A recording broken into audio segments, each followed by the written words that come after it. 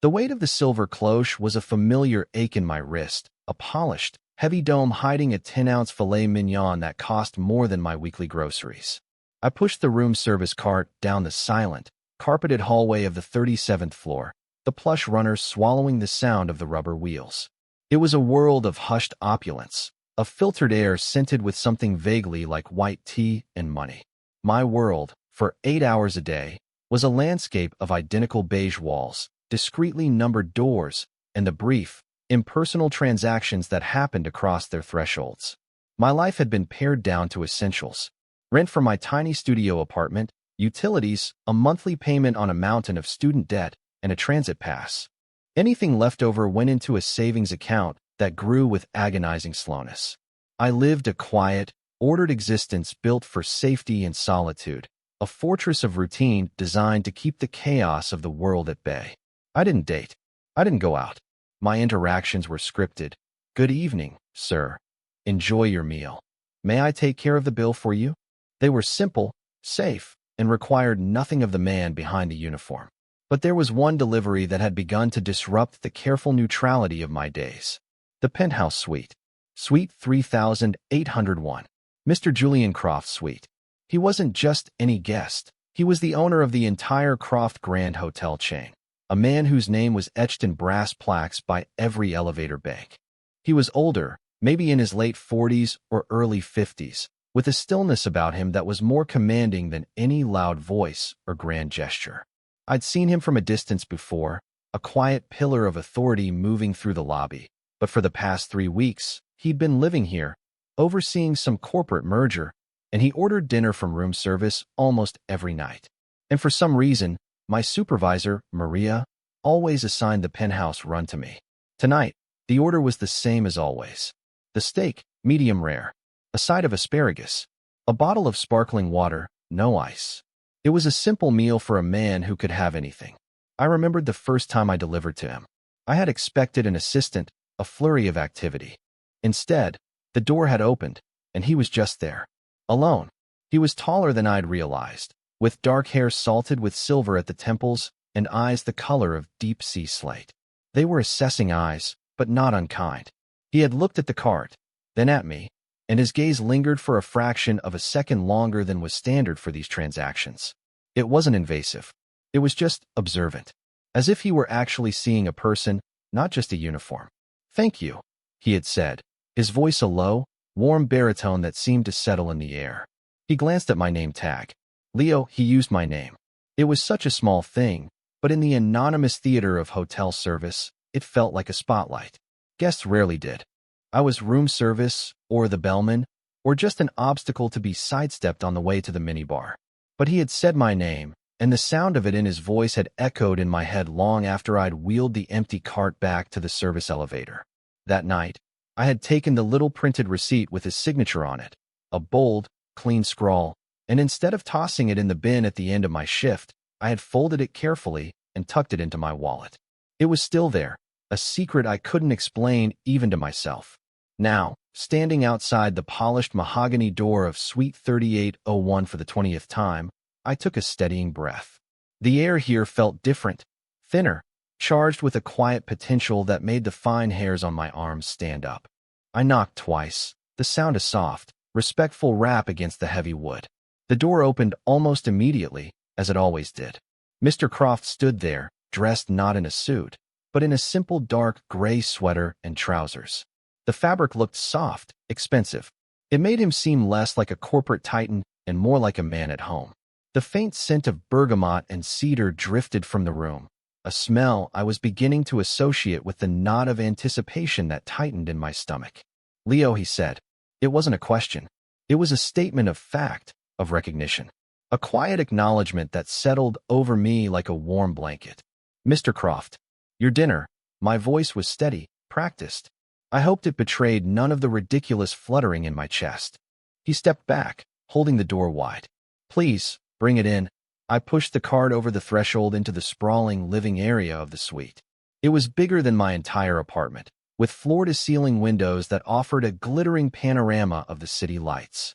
A fire crackled in a sleek, modern fireplace, casting a warm glow on the dark wood floors. It was a space designed for power and luxury, yet he made it feel like a sanctuary. There were books stacked on the coffee table, thick hardcovers on architecture and art history, and a vinyl record was spinning on a turntable in the corner, filling the room with the soft, melancholic notes of a solo piano. I began the familiar ritual, lifting the heavy silver cloche with a flourish that was part of the training. The aroma of the perfectly cooked steak rose in a cloud of steam. I placed the plate on the small dining table near the window, arranged the silverware, and unfolded the linen napkin. I performed these tasks with a focused precision, my movements economical and smooth. It was a shield. If I concentrated on the mechanics of the job, I didn't have to think about the man watching me. But I could feel his presence. It was a physical weight in the room, a quiet gravity that pulled at my attention. I risked a glance at him. He wasn't looking at the food. He was looking at me. His slate gray eyes were thoughtful, their expression unreadable. There was no judgment, no expectation, just a steady, quiet observation that made me feel more seen than I had in years. My hands felt suddenly clumsy as I poured the sparkling water into a tall, thin glass. A small drop escaped and trickled down the side. My cheeks flushed with heat. I quickly wiped it with the edge of a napkin, my professionalism momentarily fractured. "Everything is as you requested, sir," I said, my voice a little too tight. I straightened up, forcing myself to meet his gaze directly.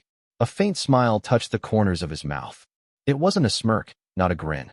It was a small, quiet thing that softened the lines around his eyes. "It's perfect, Leo." As always, he moved to the table to sign the check I'd placed there. His hands were large and capable, his fingers long and sure as they wrapped around the pen. I watched the graceful movement of his wrist, the way the cuff of his sweater pulled back just enough to reveal a simple, elegant watch.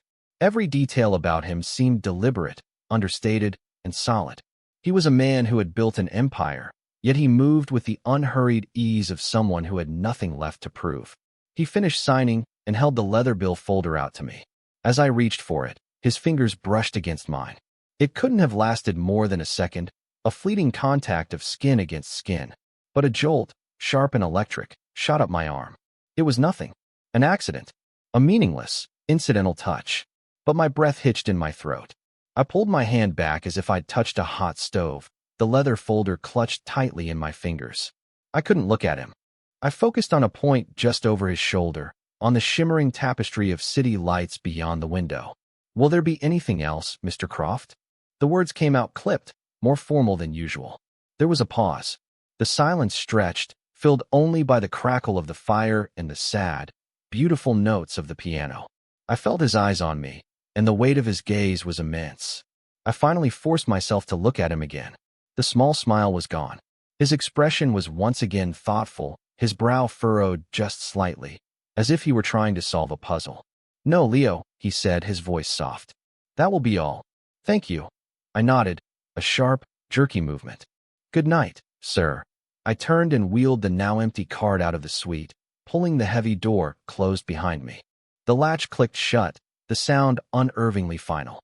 I stood alone in the silent hallway, my heart hammering against my ribs.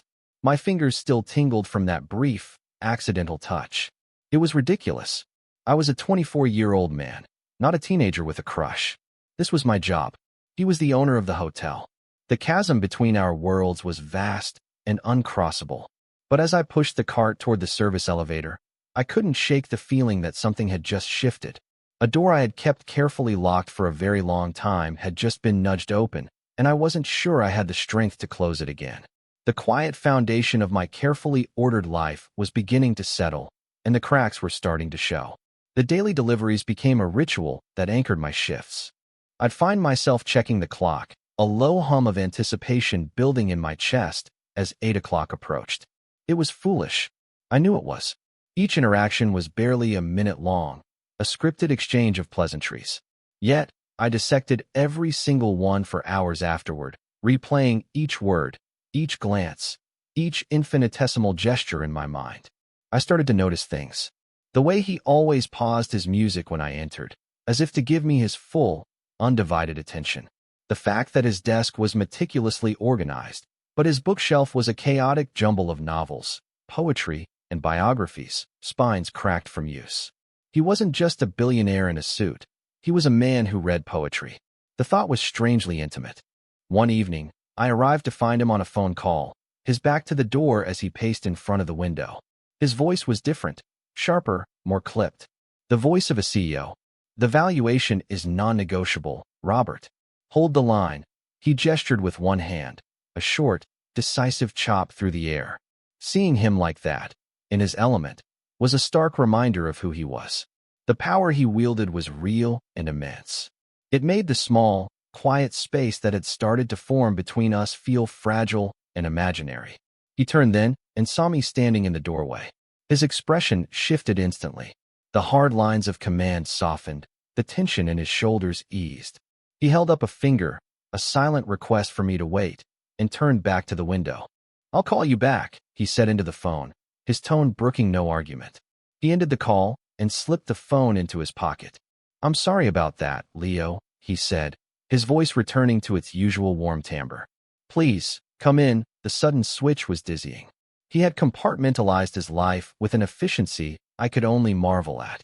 The titan of industry was gone, replaced once more by the quiet man in the gray sweater who listened to piano music. I wheeled the cart in, my hands feeling a little shaky. The reminder of the power disparity between us had unsettled me.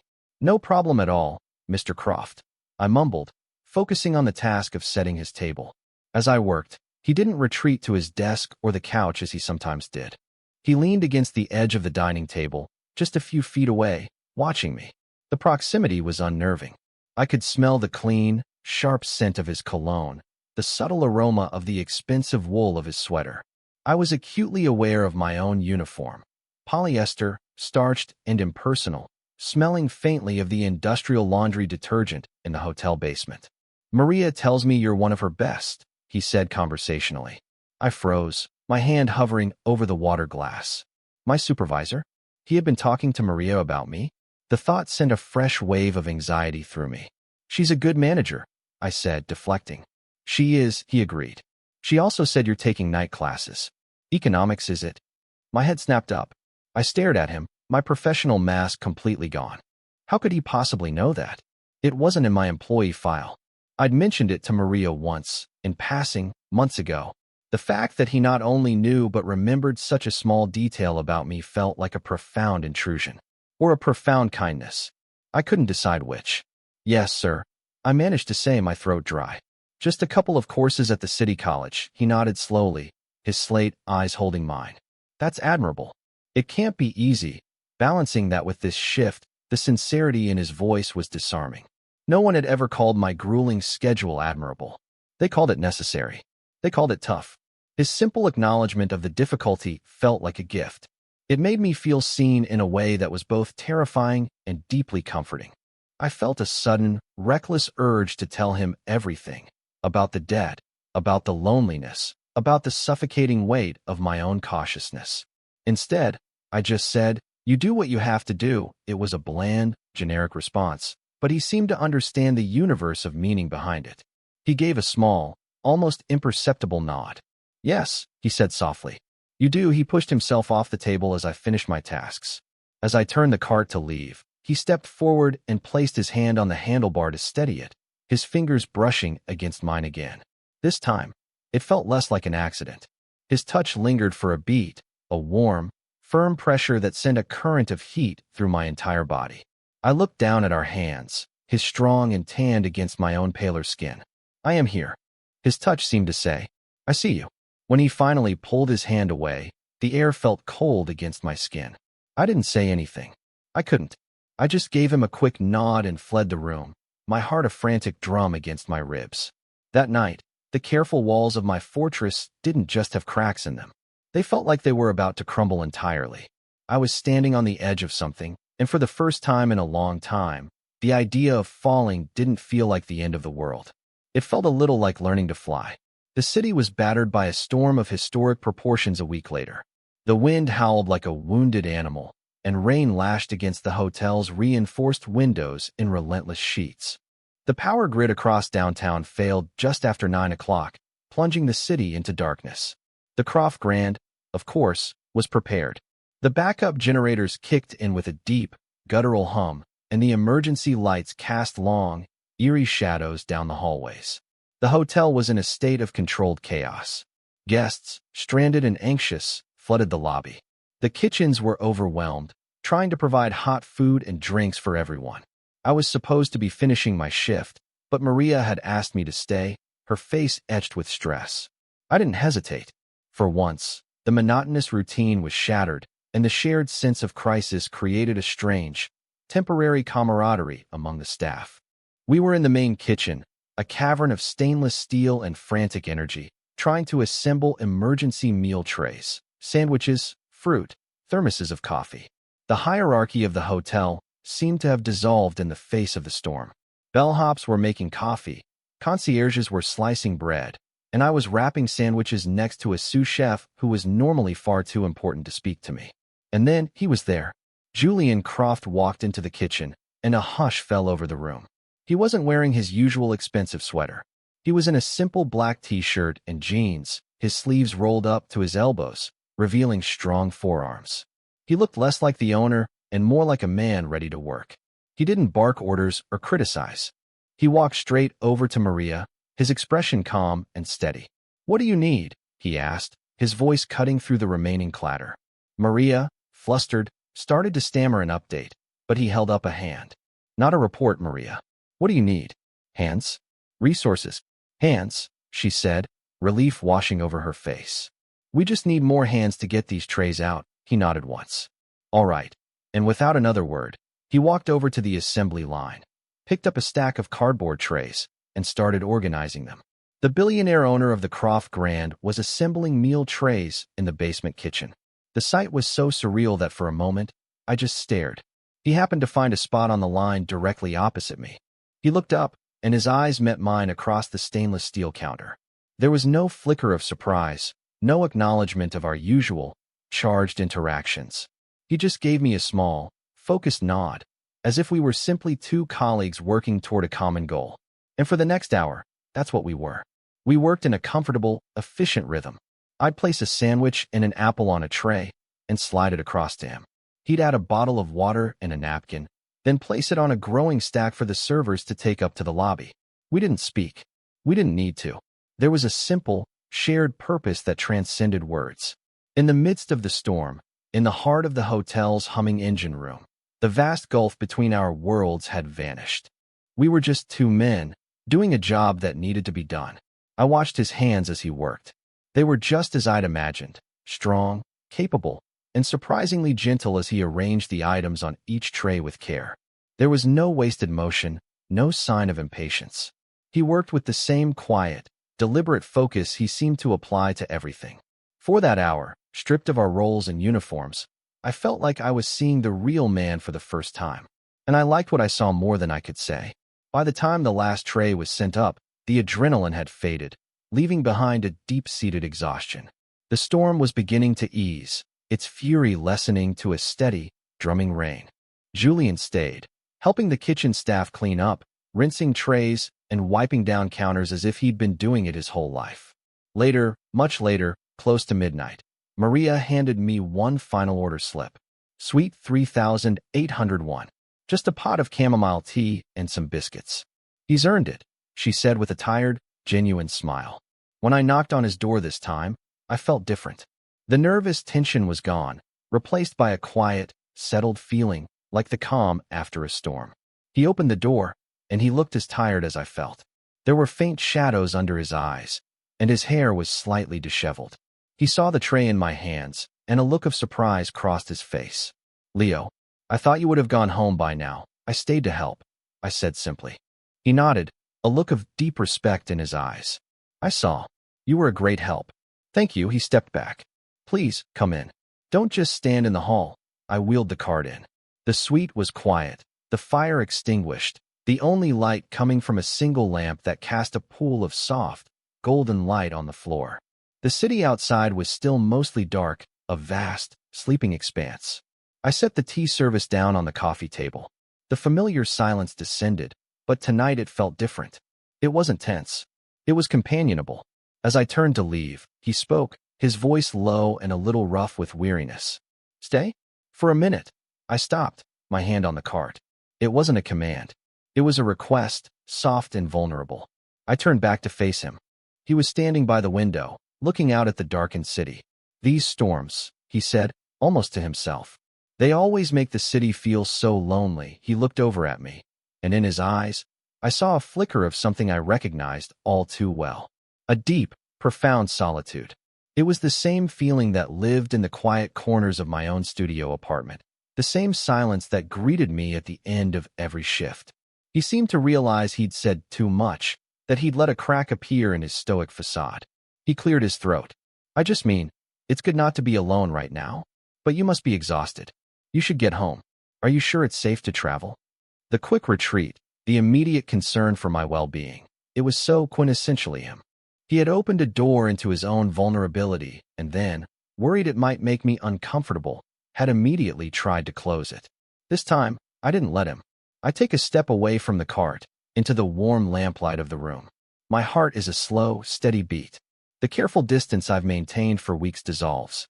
Now, in this quiet, storm-battered moment, it feels not like a shield, but like a cage.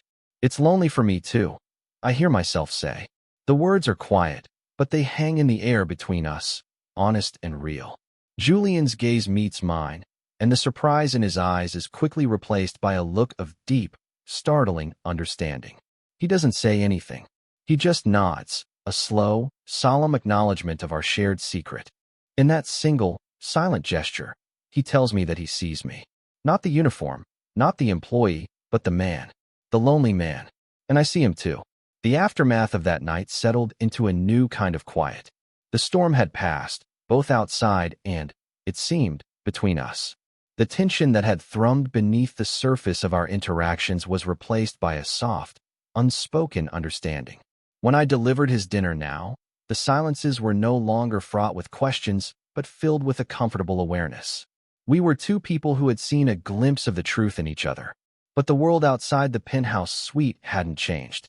The hotel returned to its clockwork precision, the hierarchies snapping back into place. And with that return to normalcy, the gossip started.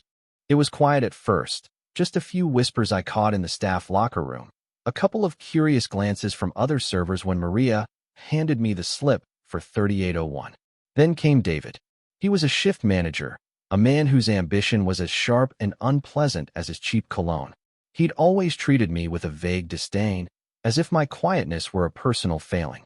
One afternoon, as I was polishing silverware in the service pantry, he cornered me. "Getting pretty cozy with the big boss, aren't we, Leo?" he said, his voice slick with insinuation.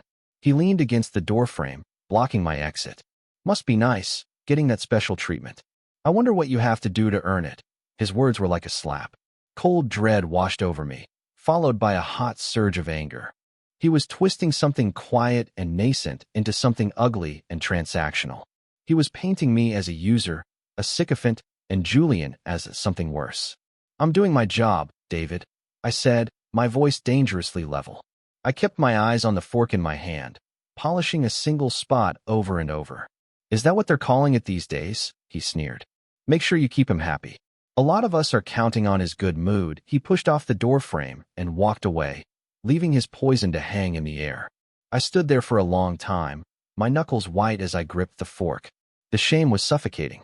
He had taken my small, fragile hope and trampled it with the dirty boots of his own cynicism. That evening, I was a different person when I knocked on Julian's door. The easy companionship we'd found was gone, replaced by a rigid, formal wall. I kept my eyes downcast. I performed my duties with a brisk, cold efficiency, my movements sharp and impersonal. I was just a uniform again. It was safer that way. Julian noticed immediately. Of course, he did. He noticed everything. He stood by the fireplace, his arms crossed, watching me with a concerned furrow in his brow. I could feel his gaze on me, questioning, but I refused to look up. I wouldn't give him the chance to see the humiliation in my eyes. "Leo," he said as I finished setting the table. His voice was gentle, but it held a note of quiet authority that made me pause. "Is everything all right?" "Everything is fine, sir," I said. The word "sir," a deliberate stone placed back on the wall between us. I turned to leave, but he moved with a surprising quickness, stepping into my path. He didn't touch me. He just stood there, a solid, immovable presence blocking the door. He wasn't threatening, but he was making it clear that I wasn't leaving until we talked. "You seem distant," he said, his voice low. "Did I do something to offend you?" "No, sir." "Of course not." The lie tasted like ash in my mouth. I kept my gaze fixed on the knot of his tie. He was silent for a long moment. I could hear him breathing, a slow, steady rhythm. "Look at me, Leo." It was a quiet command, but a command nonetheless. Reluctantly, I lifted my head and met his eyes. The concern I saw there was so genuine it almost broke me. There was no anger, no impatience, just a deep, searching worry. "If someone has made you uncomfortable," he said, his voice dropping even lower, "if someone has said something, you can tell me. Your safety, your comfort in this hotel, it is my responsibility. And my priority." The fierce protectiveness in his tone was my undoing. He wasn't just the owner protecting an employee. This was Julian, protecting me. The wall inside me crumbled. A single, hot tear escaped and traced a path down my cheek. I swiped it away angrily, mortified. His expression softened into something that looked like pain. "Leo," he whispered, his voice full of a feeling I couldn't name. "It's nothing," I said, my own voice thick. "It's just work. Gossip." He didn't need me to elaborate. A dark look passed over his face, a flicker of cold fury that was gone as quickly as it came. He understood immediately. He understood the ugliness I'd been subjected to, and the way it had poisoned this space for me. "What was said," he stated, his voice dangerously calm, "was a lie, and it will be dealt with. But that is my concern, not yours." He took a small step closer, closing the remaining distance between us. "What I am concerned with, right now, is you. And this," he gestured to the space between us, the air that was thick with unspoken things. "I don't want there to be walls between us, Leo," he said, his slate eyes holding mine captive. "Not anymore." My heart was hammering, a wild, frantic bird in my chest. This was it, the tipping point, the moment where silence was no longer an option. He was asking me to be brave, to step out from behind the safety of my uniform and my role, and to meet him as an equal. I take a breath. It feels like the first real breath I've taken all day. The fear is still there, a cold knot in my stomach, but for the first time, it's smaller than the hope. "I don't want them either," I say. The relief that washes over his face is so profound it's like watching the sun break through storm clouds. A slow, gentle smile touches his lips. It's a real smile this time, one that reaches his eyes and fills them with a warmth that chases away the last of the shadows. He doesn't move, doesn't speak. He just stands there, letting the truth of my words settle between us, giving me the space to be sure. And in his stillness, in his patience, he gives me everything I need. The following night felt like a precipice. I had spent the day in a daze, replaying our conversation, the weight of his promise to protect me, the quiet intensity of his gaze. The gossip had stopped. A memo had circulated about a renewed commitment to a professional and respectful workplace. David, I noticed, was suddenly assigned to inventory in the sub-basement. Julian had acted, swiftly and discreetly, just as he said he would. He had used his power not to control, but to create a safe space for me. For us. The knowledge was a heavy, wonderful thing. It settled in my bones, a quiet foundation of trust. When I prepared his cart that evening, the usual steak, medium rare, the asparagus, the water, my hands were steady. The nervous flutter in my stomach was still there, but it wasn't anxiety anymore. It was anticipation. A clean, bright, terrifying hum of possibility. I knocked on the door of 3801, and my knuckles felt like they were tapping against my own future. He opened it, and the look on his face told me he felt it too. He was wearing a simple, soft-looking linen shirt, the sleeves rolled to his forearms. The fire was lit, the piano music was playing, but tonight, none of it was background noise. It felt like a stage, deliberately set for a scene that had been waiting weeks to be played.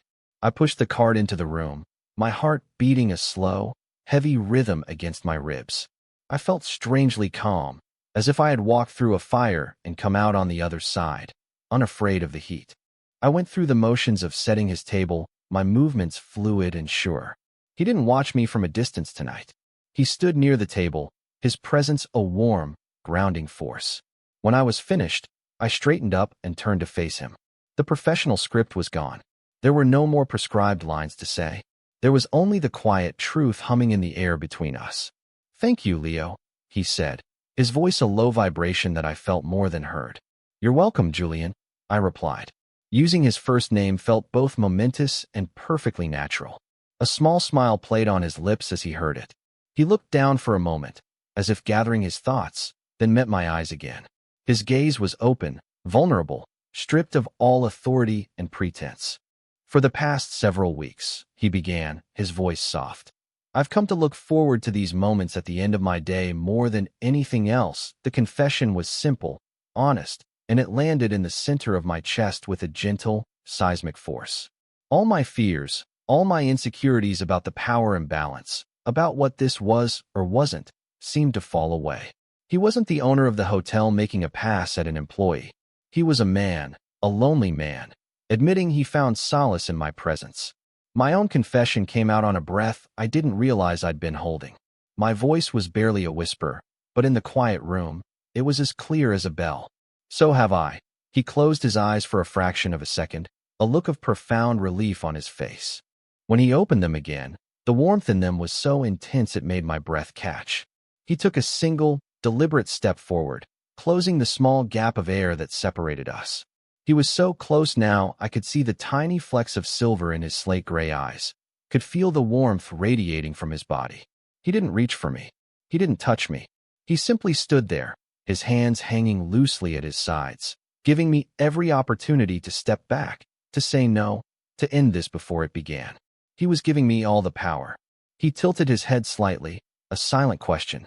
His gaze dropped to my lips, then rose back to my eyes. "May I?" he whispered, his voice thick with emotion.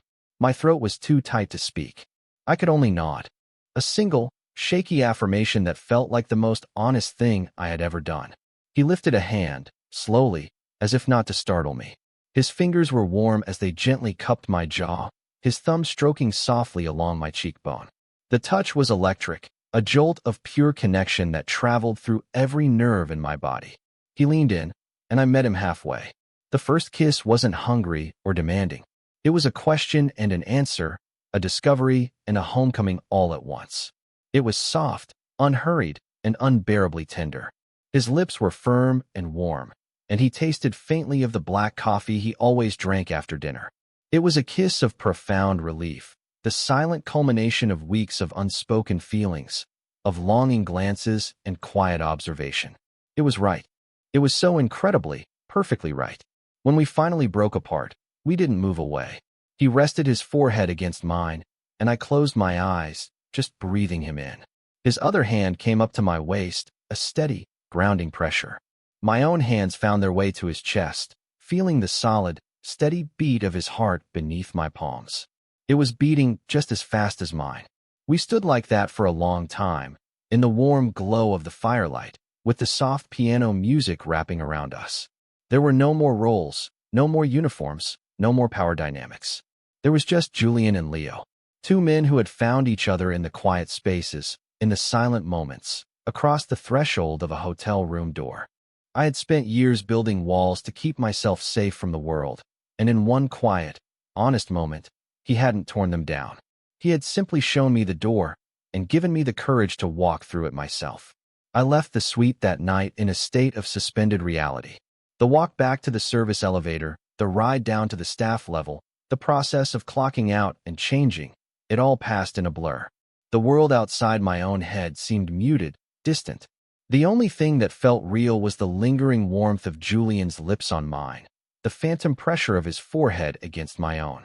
My tiny apartment felt different when I got home. The familiar solitude that had once been a comfort now felt like an absence. I sat on the edge of my bed, the city lights a pale imitation of the view from his window, and touched my own lips. It had happened. It was real. But as the initial euphoria began to fade, a cold tide of anxiety washed in. What now? What had I just done? I had kissed my boss. Not just my boss, but the owner of the entire company. A man whose net worth probably exceeded the GDP of a small country. The sheer, terrifying imbalance of our positions came crashing down on me. David's ugly words echoed in my head. Had I just ruined my job, my only source of income, for a moment of impossible connection? Sleep was a stranger that night. I tossed and turned, my mind a battlefield of hope and fear. By the time my alarm went off, I was exhausted and riddled with a deep, gnawing uncertainty. The thought of my shift, of having to face him again, filled me with a dread so profound it made my stomach ache. I walked into work feeling like a man on his way to the gallows. Every curious glance from a coworker felt like an accusation. Every whispered conversation seemed to be about me. When Maria approached me with the evening assignments, my heart hammered against my ribs. I braced myself. "Leo," she said, her expression unreadable. "Mr. Croft's assistant called. He's requested you specifically for his dinner service from now on." She handed me the order slip for 3801. "And he asked that you come up 15 minutes early tonight. Said he wanted to discuss the permanent service arrangement." My blood ran cold. A permanent arrangement. It sounded so formal, so corporate. Was this it? Was he going to let me down gently? Or worse, not so gently? The anxiety was a physical weight, pressing down on my chest. 15 minutes before his usual dinner time, I stood outside his door, the cart beside me feeling like a prop in a play I didn't know the lines to. I knocked, my hand trembling slightly. The door opened. Julian was there, but he wasn't dressed for a business meeting. He was in casual trousers and a simple, dark blue polo shirt. He looked relaxed, and when he saw me, a warm, genuine smile lit up his face. It was the smile from last night, the one that reached his eyes. "Leo," he said, his voice soft. "Thank you for coming up early. Please, come in. Leave the cart for a moment." I stepped inside, my nerves stretched taut. The room was just as it had been. But on the coffee table, there were 2 coffee mugs, steam rising from them. He hadn't ordered this. He had made it himself. He gestured to the plush sofa. "Sit." "Please." I sat stiffly on the edge of the cushion, my hands clasped tightly in my lap. He sat in the armchair opposite me, not behind a desk, not in a position of power. He leaned forward, his elbows on his knees, creating an atmosphere of intimacy and equality. "Leo," he began, his voice serious but kind. "I wanted to talk before your shift really started." Before we fell back into our usual roles, he looked at me, his gaze direct and unwavering. "Last night was important to me. Very important. And I need to be absolutely certain of something." He paused, choosing his words with care. "I don't ever want you to feel pressured, or that your job, your security here, is in any way dependent on this." He gestured between us again. "What happens or doesn't happen between us in this room has no bearing on your employment. You have my word on that. You are a valued employee, and that will not change, regardless of anything else." The sincerity in his voice was a balm on my raw nerves. He was addressing my biggest fear head-on, without my even having to voice it. He was anticipating my anxiety and taking practical steps to soothe it. The relief was so immense I felt my shoulders, which had been tensed up to my ears, finally begin to relax. "I know there will be talk," he continued, his expression hardening slightly. "People can be small-minded. I've already taken steps to address the immediate issue, but we need to be smart. To protect you." He leaned back, picking up one of the coffee mugs and holding it out to me. "So, I have a proposal, and I want you to feel completely free to say no. Outside this suite, in the hotel, things remain as they are. Professional. I am Mr. Croft, you are Leo from room service. It's a performance, to keep the gossips at bay. But in here," he smiled again, a soft, private smile. "In here, we are Julian and Leo. And what happens in here is our business alone." He was offering me a solution, a way to navigate the complexities of our situation with care and discretion. He was building a boundary, not to keep me out, but to create a space that was safe for both of us. A sanctuary. I took the mug from him, my fingers brushing his. The warmth of the ceramic seeped into my cold hands. "Okay," I said, my voice quiet but firm. "Yes, I'd like that." The smile he gave me then was dazzling. It transformed his entire face, erasing years of stress and solitude. "Good," he said simply. He took a sip of his own coffee, his eyes never leaving mine over the rim of the mug. Just then, a sharp rap on the door made us both jump. Julian's expression soured. "I asked not to be disturbed," he muttered, getting up to answer it. It was David. He was holding a tablet, his face a mask of false deference. "My apologies for the interruption, Mr. Croft," he said, his eyes flicking to me for a fraction of a second, a glint of malice in them. "There's an urgent supply chain issue that requires your immediate sign-off. He had engineered this. He had waited for me to be here, to create this awkward, compromising moment. It was a test, a public challenge. Julian's demeanor became glacial. He didn't raise his voice. He didn't have to. The sheer force of his displeasure was a palpable thing. "David," he said, his voice dangerously quiet. "I believe my instructions were clear. This can wait. It's just, the quarterly report won't reconcile without," David began, pressing his advantage. I felt a surge of panic. I should leave. I should disappear. But then I looked at Julian.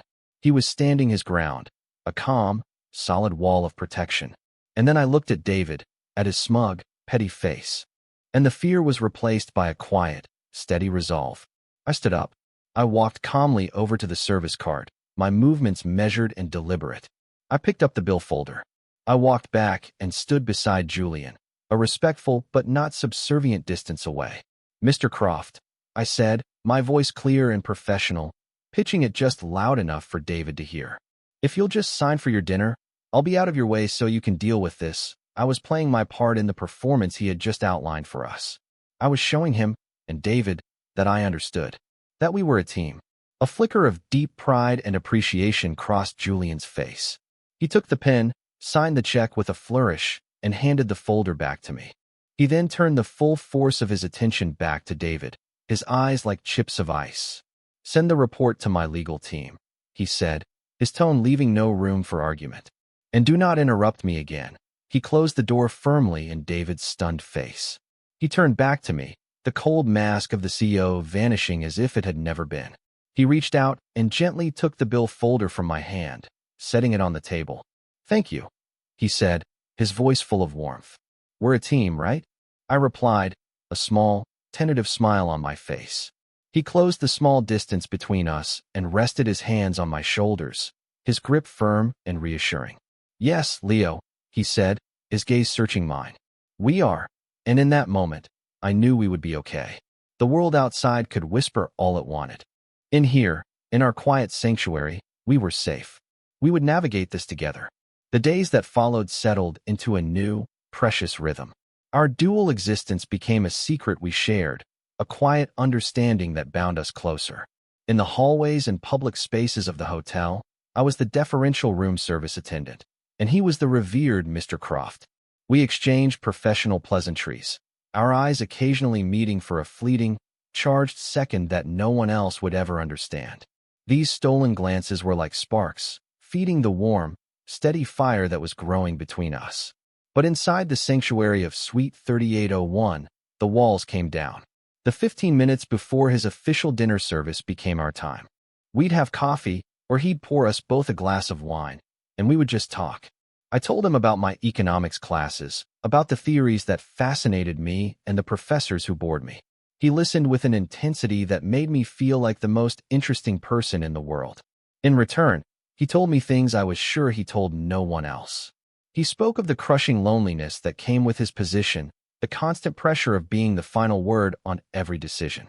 He talked about his late wife, who had died of cancer years ago, and how he had poured himself into his work to fill the void she'd left behind. He spoke of his passion for architecture, for creating spaces that were not just luxurious, but that made people feel safe and cared for. I learned that the stoic, powerful exterior was a carefully constructed armor. Beneath it was a man of deep feeling, of quiet integrity, and a profound sense of responsibility. The wealth and the power, I realized, were not the defining features of Julian Croft. They were just the context in which he lived. The man himself was kind and patient, and had a surprisingly gentle sense of humor that emerged in soft, teasing remarks that always made me flush with pleasure. Our physical intimacy grew with the same slow, deliberate care. A hand on my back as I walked past, his fingers lacing through mine as we sat on the sofa. Long, lingering kisses that spoke of a deep and growing affection rather than just passion. Each touch was a confirmation, a reassurance that this was real, that this was wanted. We never rushed. It felt as if we had all the time in the world, as if we were learning a new language together, one touch, one kiss, one shared silence at a time. One Saturday, he asked me what I was doing on my day off. "Laundry," I said with a shrug. "Studying." "The usual, I have a proposal," he said, his eyes twinkling. And again, You are completely free to say no. But my actual home, not this gilded cage, is about an hour out of the city. It's quiet. There's a garden. I was thinking of driving out tomorrow morning. I'd like it very much if you would come with me, a real date. Outside the hotel. The thought was both thrilling and terrifying. It meant stepping out from behind our carefully constructed boundaries. It meant being seen. What if someone from the hotel sees us? I asked, the old fear flickering. My car has tinted windows, he said with a small smile. And my home is very private. We will be careful, Leo. I will always be careful with you. His promise was all the reassurance I needed. I'd love that, I said, my heart soaring. The next morning, a sleek, understated black car was waiting for me a block away from my apartment, just as he'd arranged. I slid into the passenger seat, and there he was, dressed in jeans and a comfortable Henley shirt. He looked younger, more relaxed than I had ever seen him. He smiled at me, a wide, happy smile that made my stomach do a little flip. "Good morning," he said, his voice full of warmth. "Good morning, Julian." The drive out of the city was easy and companionable. We listened to music, and he pointed out landmarks, telling me stories about their history and architecture. I felt the tension of my city life, the constant hum of anxiety and financial stress, begin to meld away with every mile we put between us and the concrete towers. His house was not the sprawling, ostentatious mansion I might have expected. It was a beautiful, modern home made of wood and glass, nestled into a hillside overlooking a lush, green valley. It was elegant and understated, perfectly integrated with the natural landscape. It was a home, not a statement. Inside, it was filled with light, art, and books. It felt lived in, comfortable. A large, friendly golden retriever bounded up to us, tail wagging furiously. Julian knelt down, scratching the dog behind the ears with a genuine affection that made my heart ache. "Leo, this is Winston," he said, laughing as the dog licked his face. "Winston, this is Leo.